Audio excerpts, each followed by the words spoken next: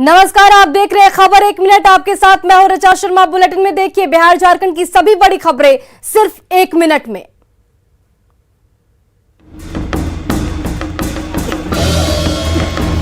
उत्तरकाशी में गंगोत्री हाईवे पर पिछले 10 घंटे से लगातार भूस्खलन जारी है, जिसके चलते बंदरकोट के पास 100 मीटर के हिस्से में बड़ा भूस्खलन जोन सक्रिय होने से गंगोत्री हाईवे बंद हो गया है। इस बीच कुछ लोग जान जोखिम में डालकर सफर कर रहे हैं, जिसमें एक व्यक्ति पहाड़ से आए पत्थर से बाल बाल बचा है। न्यूज 18 पर भूस्खलन की एक्सक्लूसिव तस्वीरें आप देख सकते हैं। वहीं प्रशासन ने रूट को देवीधार फोल्ड उत्तरकाशी मार्ग से डाइवर्ट किया हुआ है, लेकिन इसके बाद भी हाईवे बंद होने से भारी परेशानी का सामना सुबह से सफर कर रहे लोगों को उठाना पड़ रहा है।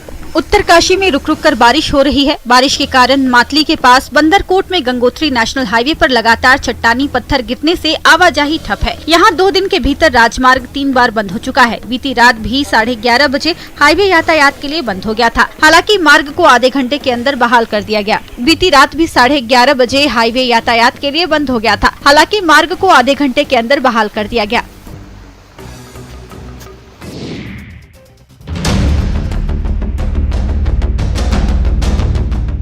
उत्तरकाशी में बारिश ने जीवन को पूरी तरह से प्रभावित कर दिया है। जनपद के भंडार एसयू पट्टी के मझगांव इंटर कॉलेज के छात्रों और शिक्षकों की संघर्ष की तस्वीरें सामने आई है, जहां अचानक बरसाती नाला बढ़ जाने से कई छात्राएं वहां फंस गई, जिसके बाद शिक्षकों को छात्रों को रेस्क्यू करना पड़ा। न्यूज 18 पर आई एक्सक्लूसिव तस्वीर से अंदाजा लगा सकते हैं कि पहाड़ों में बरसात के बाद किस तरह के हालात बने हुए हैं। शिक्षकों की सूझबूझ से छात्रों को सकुशल नाला पार कराया गया। आपको बता दें कि इस विद्यालय के पहुंचने के लिए छात्रों को बरसात में काफी संघर्ष करना पड़ता है। 5 किलोमीटर पैदल चलकर छात्र कई गांव से यहां पहुंचते हैं। जिले में पिछले 3 दिनों से रुक रुक कर तेज बारिश जारी है। बरसात के कारण देखिए किस तरह से बड़े बड़े पेड़ उखड़ कर गिर गए। जगह जगह लैंडस्लाइड हो रही है। लगातार बारिश से अब जनजीवन पूरी तरह से अस्त व्यस्त हो चुका है। वहीं नाले उफान पर हैं। बरसात के कारण आज सुबह बरसाती नाला भर गया, जिसके कारण छात्राएं वहां फंस गई।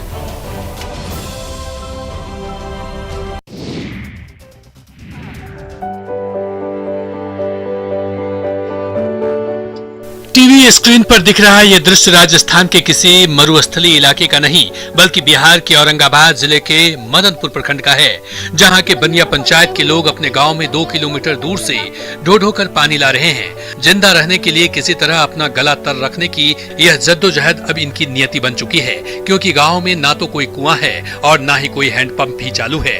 और तो और सीएम नीतीश कुमार के ड्रीम प्रोजेक्ट में भी ठेकेदारों ने इनके साथ घोर अन्याय किया है, जिसने कुछ जगहों पर सिर्फ पाइप बिछाकर पैसों का बंदर बांट कर लिया है।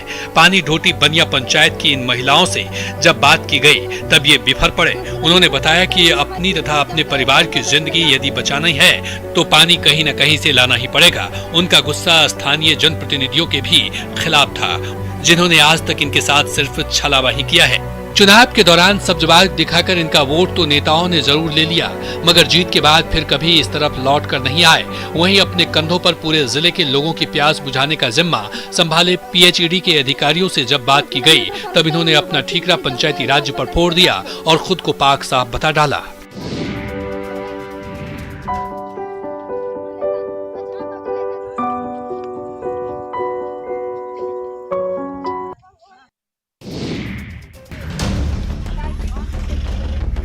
वाल्मीकि टाइगर रिजर्व में भी अंतर्राष्ट्रीय बाघ दिवस के अवसर पर उत्साह का माहौल है। वाल्मीकि टाइगर रिजर्व में बाघों का कुनबा तेजी से बढ़ रहा है। जंगल बाघों की दहाड़ से गूंज रहे हैं। अनुकूल माहौल और सुरक्षा व्यवस्था का ही नतीजा है कि बाघों का कुनबा तेजी से बढ़ रहा है। 2018 के सर्वे में वाल्मीकि टाइगर रिजर्व में 32 वयस्क बाघ पाए गए थे। 2022 के सर्वे में इसकी संख्या 40 के पार हो सकती है। वहीं शावकों की संख्या 10 आंकी जा रही है। वाल्मीकि टाइगर रिजर्व के कोर जोन में बाघों की गिनती के लिए नेपाल और भारत सीमा पर स्थित करीब 900 वर्ग किलोमीटर में फैले वाल्मीकि टाइगर रिजर्व में बाघों की बढ़ती संख्या से वन विभाग उत्साहित है। अंतर्राष्ट्रीय बाघ दिवस के अवसर पर वाल्मीकि टाइगर रिजर्व प्रशासन की ओर से तमाम कार्यक्रम आयोजित किए गए हैं। स्कूली बच्चों के साथ ही सुरक्षा प्रहरियों को भी बाघों के प्रति जागरूकता की जिम्मेदारी सौंपी गई है। बाघों की आंकड़ों की बात करें, बिहार की इस अभयारण्य में बाघ की संख्या बढ़कर 50 के पार कर गया है।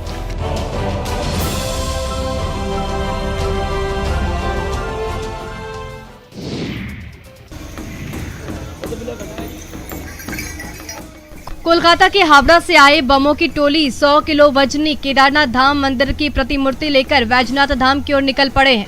जहां से भी ये जत्था गुजर रहा है, लोगों की निगाहें झांकी पर ही टिकी रह रही हैं।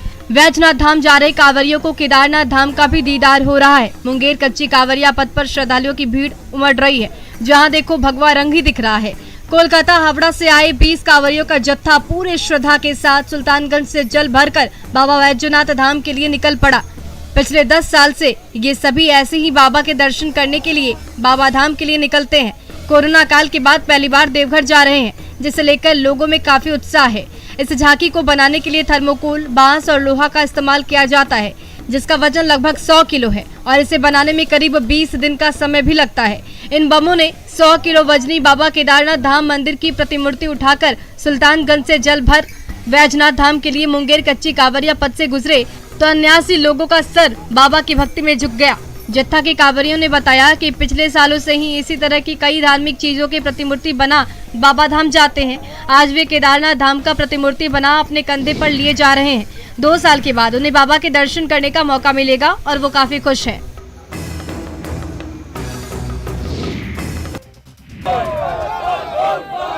मन में भगवान भोलेनाथ के प्रति आस्था और विश्वास लिए शिव भक्त सावन के पावन महीने में सुल्तानगंज के पवित्र उत्तरवाहिनी गंगा से जल लेकर देवघर जा रहे हैं। इस दौरान शिव भक्तों का अलग अलग अंदाज देखने को मिल रहा है। लोगों को श्रद्धालुओं का अनोखा अंदाज और अनूठी भक्ति सुल्तानगंज के गंगा के तट पर आकर्षित कर रहा है। पश्चिम बंगाल के रानीगंज से 80 किलो का कांवर लेकर पहुँचे युवा शिव भक्तों की टोली सुल्तानगंज के उत्तरवाहिनी गंगा तट पर आकर्षण का केंद्र बन गया। इस अनूठे कांवर में भगवान भोलेनाथ की सवारी नंदी सहित त्रिशूल, नाग की आकृति बनाकर सजाया गया है। युवा शिव भक्तों की इस टोली में सभी भक्त छात्र हैं, जो भगवान भोलेनाथ में अटूट श्रद्धा रखकर सुल्तानगंज के उत्तरवाहिनी गंगा में स्नान कर भोलेनाथ को जलाभिषेक करने पैदल देवघर के लिए रवाना हो रहे हैं। युवा शिव भक्तों की यह टोली लगातार 10 साल से सुल्तानगंज से देवघर पैदल चलकर भोलेनाथ को जल अर्पण करते आ रहे हैं। 2 साल कोरोना के कारण भोलेनाथ से मिलने नहीं जा पा रहे थे, इस बार जा रहे हैं, इसीलिए भक्तों में काफी उत्साह है।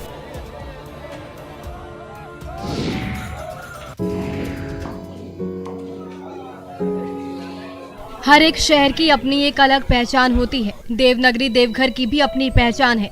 देवघर का पेड़ा जो न सिर्फ एक प्रसाद है बल्कि एक जायकेदार मिठाई भी। तभी तो इसे सोंधी सोंधी सी महक का जादू देश विदेश तक फैला है। खोए से बने इस प्रसाद को चीनी के साथ मिलाकर बनाया जाता है।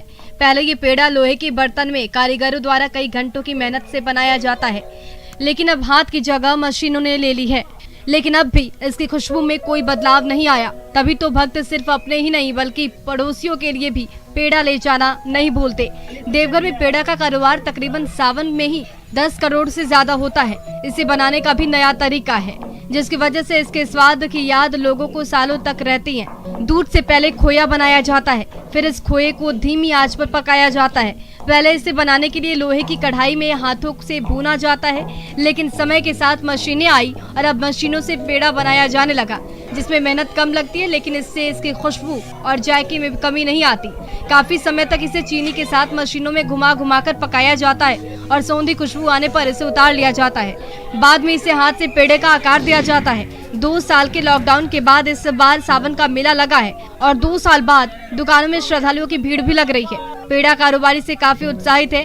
बाजार में धीरे धीरे तेजी भी आ रही है। इस बार पेड़ा थोड़ा महंगा बिक रहा है। बाजार में 380 और 400 प्रति किलो पेड़ा बिक रहा है।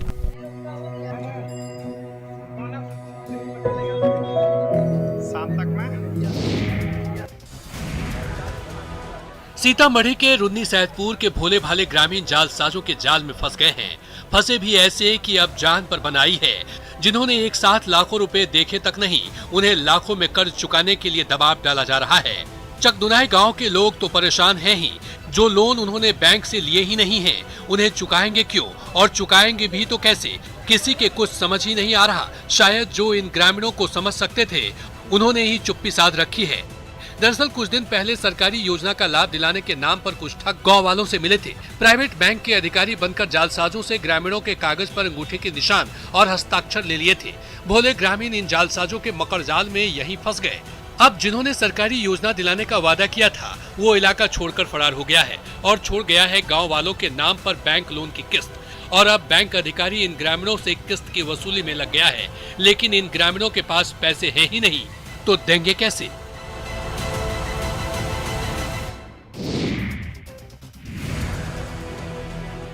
पत्नी स्कूल की हेडमास्टर और पति संभालते हैं स्कूल का कामकाज। कटिहार के आजमनगर का ये मामला है, जहां मीनू खातून उत्क्रमिक मध्य विद्यालय शिहरपुर की हेडमास्टर हैं। अब मैडम को इतना वक्त भी नहीं कि स्कूल आकर बच्चों को पढ़ाएं। खुद ड्यूटी तो करती नहीं, लेकिन समझदार इतनी है कि अपने पति को स्कूल का कामकाज करने के लिए रोज भेज देती हैं। लेकिन हेडमास्टर मैडम का ये कारनामा आखिरकार अब पकड़ा गया है। न्यूज़ 18 के कैमरे ने इस तस्वीर को कैद की है। स्कूल में हेडमास्टर के हस्बैंड कभी कार्यालय में बैठकर रजिस्टर चेक करते हैं तो कभी स्कूल का मुआयना करते मिल जाते हैं। कैमरे पर जब इसे लेकर सवाल पूछा गया तो साफ कहते हैं कि वे किसी जरूरी काम से स्कूल में आए थे। इधर ग्रामीणों का आरोप है कि स्कूल हेडमास्टर के हस्बैंड ही चलाते हैं और ये कई दिनों से चलता आ रहा है। अब जब चोरी पकड़ी गई है तो शिकायत डिप्टी सीएम तक भी पहुंची, जिसके बाद जिला शिक्षा पदाधिकारी को मामले में कार्रवाई करने के निर्देश दिए गए हैं।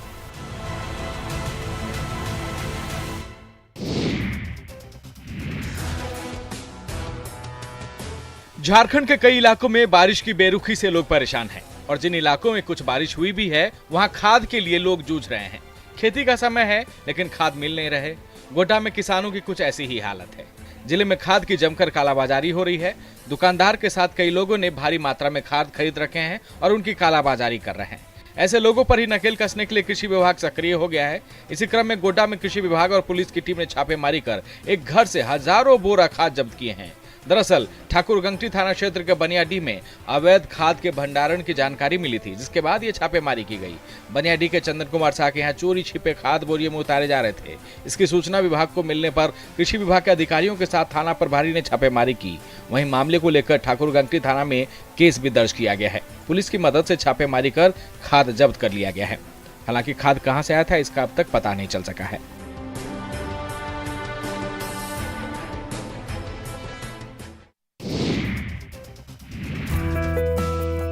होनहार वीरवान के हो चिकने पात, इसे साबित कर दिखाया है छपरा के प्रिंस कुमार ने।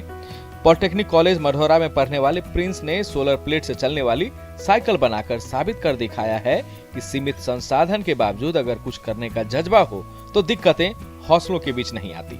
पेट्रोल डीजल के बढ़ते दाम के बीच प्रिंस के इस अनोखे आविष्कार ने सबका ध्यान अपनी ओर खींचा है।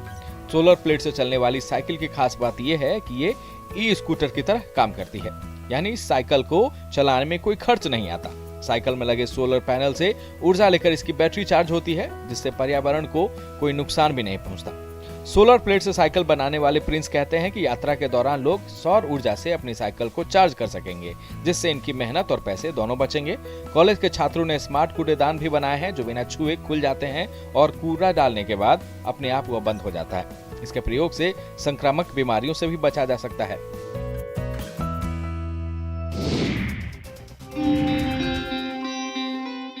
एक नहीं, 10 नहीं, 50 भी नहीं, पूरे 100 किलो सूखे लाल मिर्च से बाबा हवन करते हैं। हवन भी ऐसा वैसा नहीं, पूरे 1 क्विंटल लाल मिर्च हवन में डालकर वायुमंडल को शुद्ध करने के साथ साथ भूत पिशाचों को भगाने का दावा होता है। आस्था की ये कुछ अलग ही तस्वीर है। सावन के महीने में छपरा के पानापुर के रसौली गांव में अमूमन ये तस्वीर दिख जाएगी। संत जयराम दास इलाके के लोग इन्हें बेलपतिया बाबा भी कहते हैं। माँ दक्षिणेश्वरी काली मंदिर में शिव और शक्ति की साधना में लीन बेलपतिया बाबा पूरे 1 क्विंटल लाल मिर्च से हवन करते हैं। बेलपतिया बाबा दावा करते हैं कि सावन में मिर्च के हवन से भगवान भोलेनाथ खुश हो जाते हैं। बेलपतिया बाबा के बारे में लोगों का ये भी कहना है कि 12 साल से बेलपत्र खाकर ही ये जीवित हैं, यानी 12 साल से इन्होंने भोजन भी नहीं किया है। बेलपत्र, अकवन पत्र, दूब का भूंगा खाकर ही ये अपना जीवन यापन करते हैं। सावन के महीने में कई लोग बेलपतिया बाबा से मिलने पहुँच रहे हैं।